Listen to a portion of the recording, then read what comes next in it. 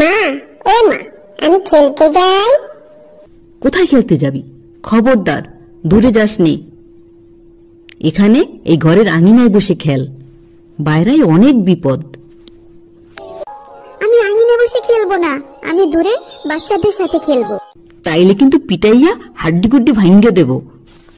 মা, ও মা, ঘোষবাড়ি দিঘিতে একটা বল ভাসতে দেখেছি, চলো না, ওই বলটা আমাকে এনে দেবে। খবরদার খবরদার বলছি, এই ভর দুপুরে দিঘি কেন, কোথাও যাওয়া হবে না। তোর বাপে কাজে গেছে, কাজ থেকে আসলে ওর চেয়ে ভালো বল কিনে দেবে নে। তুই সাঁতার জানিস না, দিঘিতে ভূত আছে, পানিতে নামলেই পা ধরে টেনে তলে নিয়ে যাবে। দূর, পুরা গন্ধ আসছে কোত্থেকে। তরকারি চুলায় দিয়ে আসছিলাম, মনে হয় পুরি শেষ। তোর চেঁচামেচিতে তরকারির কথা ভুলেই গেছিলাম। আমি চললাম। যাস নে বলছি, যাস নে, যাস নে। তোর বাপে আসলে ওর চেয়ে ভালো বল কিনে দেবে নে।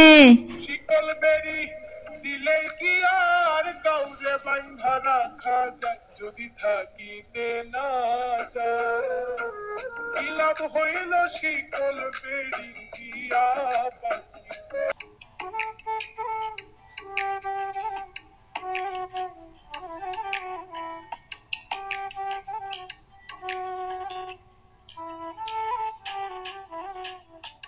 আম পাতা জোড়া জোড়া, মারবো চাবুক চড়বো ঘোড়া, ওরে বুবু সরে দাঁড়া, আসছে আমার পাগলা ঘোড়া। লা লা লা লা লা লা লা লা লা লা লা লা লা লা লা। কি মজা! বলটা তো কেউ এখনো নেয়নি। বাবাকে কতদিন বলেছি, বাবা একটা বল কিনে দাও। বাবা ছোট্ট ছোট্ট বল কিনে দেয়। কেউ দেখার আগে তাড়াতাড়ি পানিতে নেমে পড়ি। এ কি, রুবেল কোথায় গেল, কোথায় গেল? আমার ছেলে ভর দুপুরবেলা কোথায় গেল? মনে পড়ছে, বলের কথা বলছিল। আবার সেই দিঘিতে বল আনতে গেল নাকি? যাই তো, তাড়াতাড়ি দিঘির কাছে যাই। হে কি, দূর থেকে বল দেখা যাচ্ছে একটা। আবার কি যেন উপরে উঠছে আর ডুবছে। সামনে আর একটু এগিয়ে দেখি তো।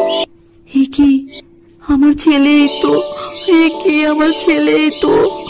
পানিতে নামি, পানিতে নামি।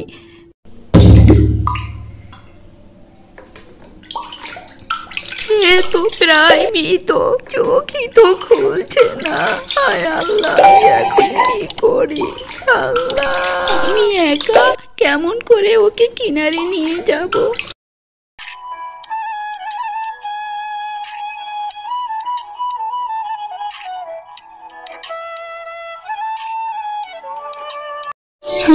আমার ছেলে, আমার ছেলে, আমার ছেলে, আমার ছেলে, আমার ছেলে, আমার ছেলে, কি হলো আমার ছেলে? আমি ওকে ছেড়ে কেমন করে বাঁচবো? আমার ছেলে, আমার ছেলে।